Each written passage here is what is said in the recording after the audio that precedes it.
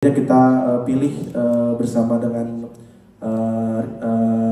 recording label kita, Musika Studio, dan akhirnya terpilih 13 lagu, tapi Musika minta 2 lagu lagi, dan akhirnya di last minute aku menulis 2 lagu baru dan jadi 15 lagu. Dan buat kita mungkin di era sekarang yang serba mungkin banyak orang rilis single ya, tapi kita selalu pengen bikin album karena buat kita album itu seperti memorabilia, satu hal yang bisa kita simpan juga menjadi perjalanan dalam sebuah band. Dan hampir setiap album pasti kita ada fisiknya, ada album fisiknya. Jadi di album ke-7 kemarin kita ada rilis, walaupun di era digital, tapi kita selalu tetap rilis CD atau bahkan piringan hitam. Jadi di album ini pun juga rencananya kita akan tetap rilis album fisik juga, tapi secara limited ya. Jadi di album ini pun juga karena album ke-8, buat kami untuk bisa mencapai angka 8 itu sangat panjang dan sulit ya, apalagi untuk sebuah band di Indonesia gitu. Jadi kita bersyukur sampai hari ini kita sudah berusia 21 tahun bersama-sama dari tahun 2003, dari kita kelas 1 senior high school, saat kita masih senior high school saat itu. Dan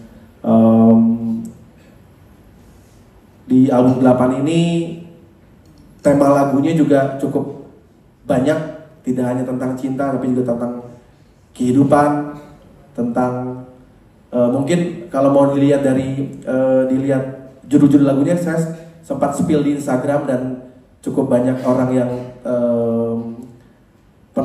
penasaran ya dengan judul-judul lagu, karena kita ada satu lagu yang judulnya Ketika Semuanya Akan Menjadi Sebuah Kenangan Namun Hidup Harus Dilanjutkan. Itu judulnya panjang sekali. Ada juga satu lagu judulnya Jalan Celduk Raya. Itu Celduk Raya itu adalah tempat di mana kita dulu berjuang. Terus ada lagu-lagu yang mungkin, dan untuk pertama kali juga kita membuat lagu tentang ulang tahun. Jadi ada yang judulnya Selamat Ulang Tahun, karena kalau di Indonesia itu yang diputar lagunya, kalau nggak lagunya Jamrud Selamat Ulang Tahun, atau lagu yang memang lagu yang versi anak kecilnya. Jadi akhirnya kita membuat lagu yang berjudul Selamat Ulang Tahun di album ke-8 The Massive gitu. Nah jadi di album ke-7 kemarin kita sempat banyak kolaborasi di tahun 2022. Jadi di album ke-8 ini kita benar-benar tidak ada kolaborasi, jadi pure hanya The Massive saja. Bahkan semua instrumen yang dimainkan adalah yang dimainkan di album itu hanya kita berlima aja yang mainin gitu. Jadi kayak misalnya ada isian synth, keyboard tuh Rama yang isi, backing vokal, terus percussion itu hanya kita yang isi berlima gitu. Jadi memang kita pengen kembali lagi kayak album pertama sih, jadi prosesnya jamming. Tapi mungkin ada tambahan isian orkestra ya dari Budapest ini. Kita ada tambahan beberapa lagu yang ada isian orkestra gitu. Ada sekitar 5 lagu ya? 5 lagu yang ada isian orkestra. Sisanya itu benar yang memang kita mainkan sendiri gitu. Jadi tidak ada kolaborasi sama sekali. Oke, semoga sudah terjawab pertanyaannya. Yang ketiga? Yang ketiga, satu lagi. Ya, persiapannya mungkin sudah 80% lah ya. Karena ternyata di bulan ini kan kita sudah rilis album baru, jadi mungkin kita harus ada latihan lagi khusus untuk membawakan lagu-lagu yang di album baru juga gitu. Tapi secara persiapan kita sudah 80% dan kita sudah menyiapkan mau pakai baju seperti apa dan lain, kita sudah pikirkan semua gitu. Oke, gimana, clear? Clear ya. Oke, untuk pertanyaan selanjutnya silahkan, boleh mikrofonnya diberikan. Oke, next question. Tadi di sebelah sini.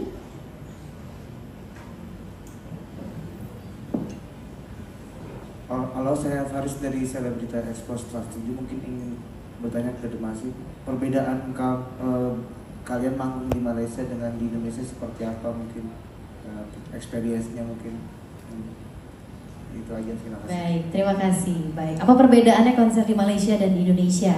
Ya, perbedaannya yang pasti yang datang banyak orang Malaysia. itu yang pertama.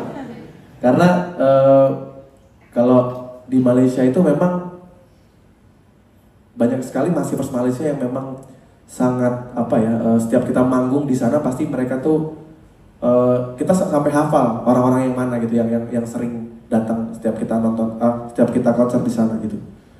Terus yang beda yang lain lagi adalah yang pasti repertoar lagunya, karena hampir setiap dari 2022 kita sudah konser di sana. 2022 kita sempat main di ZEP waktu itu 2 hari. Karena sold out hari pertama, kita akhirnya tambah 1 hari lagi tahun 2022. Di 2023 kita konser lagi di Megastar, dan alhamdulillah yang datang juga sekitar 6.000 orang. Terus karena ini adalah kedatangan kita yang kesekian kali, jadi mungkin kita akan banyak merubah repertoar ya. Jadi kita nggak pengen orang-orang Malaysia menebak lagu apa yang akan kita bawakan di sana gitu. Jadi yang pasti akan banyak kejutan sih yang akan kita kasih nanti. Wow, thank you. Tentunya sudah terjawab ya Mas ya. Pastinya bedanya di Indonesia Malaysia orang-orangnya ya. Dan pastinya sudah hafal juga lagu-lagunya ya. Ikut sing along dan nyanyi bareng. Dan kita tunggu seperti apa kejutan dan surprise yang akan diberikan. Biar kesana lagi gitu. Oke, kalau udah masif? Kalau kita kan selalu suka sama kuliner di sana ya. Yang kita cari tuh pasti kalau nggak nasi kandar, nasi lemak gitu. Itu pasti itu. Saking durian pasti ya. Saking ya durian. Itu pasti. Tapi kalau secara crowd Massivers Malaysia itu cukup solid ya.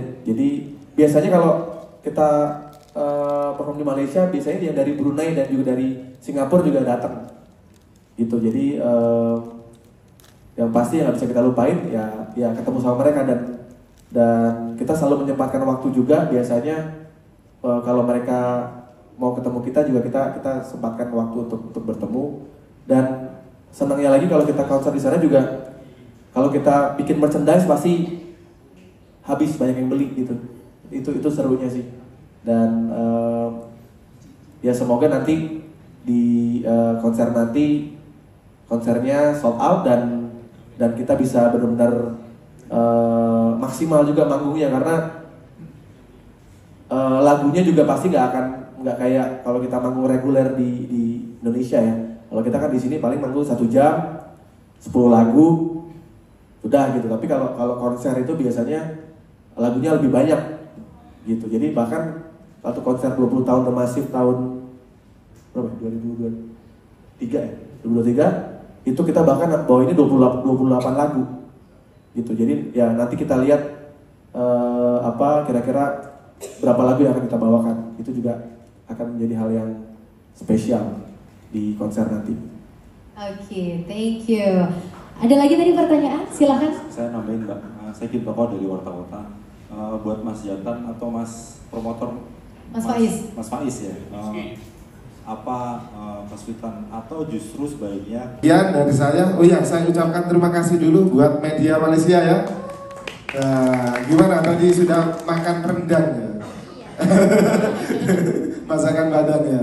Ya, terima kasih buat media dari Malaysia sekaligus seluruh media yang hadir di sini dari Indonesia. Terima kasih sekali. Saya minta dukungannya buat teman-teman di sini biar konser Amazing ini bisa sukses. Kendaraan yang harus kita jaga terus, dan kita kenapa masih tetap dengan personel yang sama sampai hari ini, karena kita setiap tahun, setiap minggu kita selalu ada meeting, yang dimana meeting itu adalah kita membicarakan plan kita ke depan.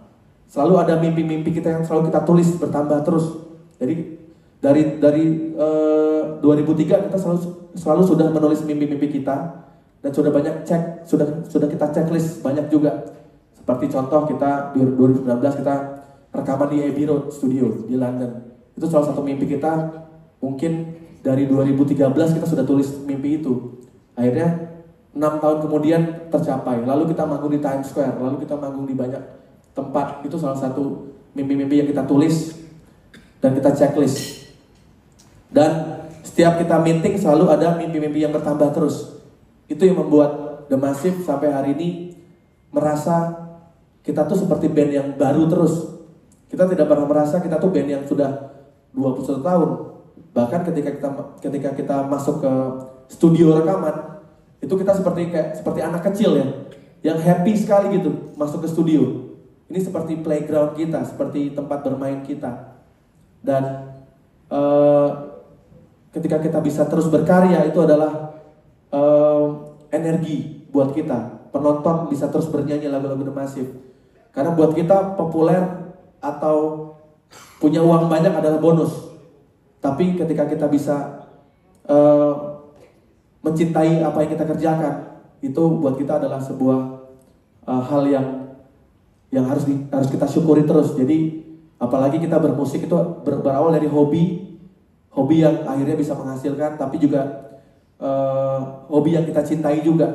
Dan alhamdulillah dari musik kita bisa banyak bermanfaat untuk tidak hanya untuk diri kita sendiri, tapi juga untuk banyak orang. Itu yang membuat kita terus bisa sampai hari ini, karena mungkin juga banyak orang-orang yang mendoakan kita yang baik-baik juga gitu.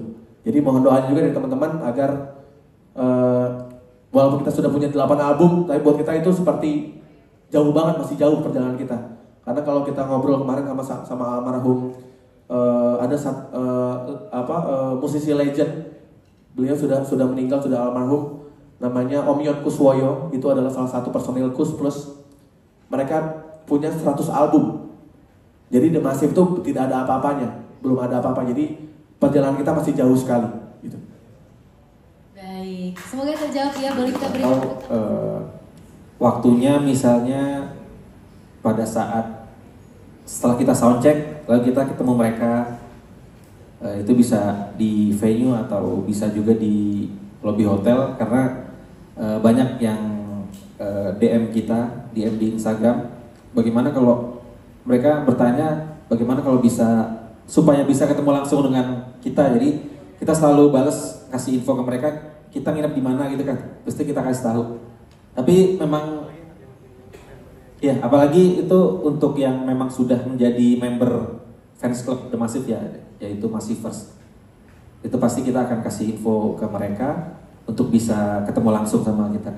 Mereka juga biasanya sering memberi kita hadiah atau oleh-oleh dari kota atau negara yang kita kunjungi gitu. Thrifting biasanya di sana. Bandel. Atau kalau saya suka cari piringan hitam. Jadi biasanya ada di pasar apa itu ya, yang Sputnik nih. Ya, yang Sputnik, ada Sputnik Records di situ.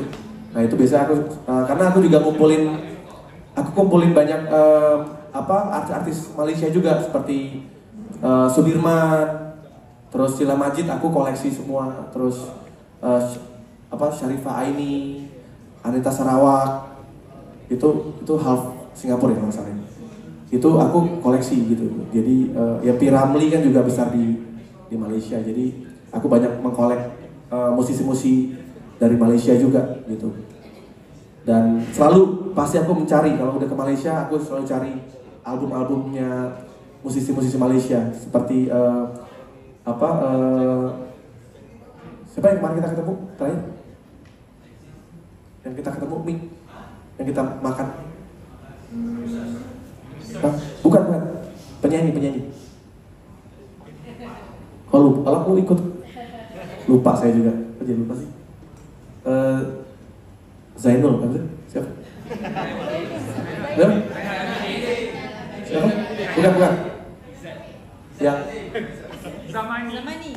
Yang agak gondrong. Zamani. Bukan yang kita makan kemarin dulu. Nih. Oke, kita bahas nanti ya. Ya itulah. Siapa ya? Jadi penasaran ya. Saya jadi penasaran soalnya ini. Apa ya? Siapa ya? Oke. Ya, oke. Yang tadi yang kedua itu ya, ekspektasi ya. Cabaran menjadi domestik. Ya, kita dari album pertama tidak pernah kita selalu doanya adalah album-album yang kita buat disukai sama banyak orang. Tapi apa yang kita tulis adalah apa yang kita rasakan juga. Jadi kita biasanya serahkan ke tim promosi untuk mempromosikan lagu-lagu kita, tapi lagu-lagu yang kita buat itu pastinya biasanya memang apa yang kita rasakan itu kita tuangkan di dalam karya-karya kita. Anwar Zain. Itu dia. Anwar Zain. Terjawab sudah ya. Oke. Kenal? Tahu? Soalnya kita makan sambil makan juga di bareng sama dia. Famous ya di Malaysia ya. Oke, dia Anwar Zain. Akhirnya ingat juga. Untung ingat di sini dia. Terjawab sudah ya. Sudah selesai berarti. Boleh pulang sekarang. Oke, ya album kita selalu membuat album yang tidak pernah kita pikirkan apakah ini laku atau tidak. Tapi doanya kita adalah semua orang suka sama lagu kita. Kalau laku ya alhamdulillah. Kalau enggak ya kebangetan. Kurang ajar berarti kalau laku. Enggak, bercanda. Jadi kita selalu kalau membuat album tulus saja. Kita selalu menuangkan apa yang kita rasakan saja. Jadi ketika nanti ternyata album itu disukai banyak orang, itu bonus buat kita. Gitu. Tapi kita selalu mencoba untuk selalu menuangkan apa yang kita rasakan, apa yang kita lihat menjadi sebuah karya. Itu sih biasanya seperti itu. Alright, thank you. Boleh kita berikan aplaus sekali lagi yang ada untuk Jamasif dan juga Maria.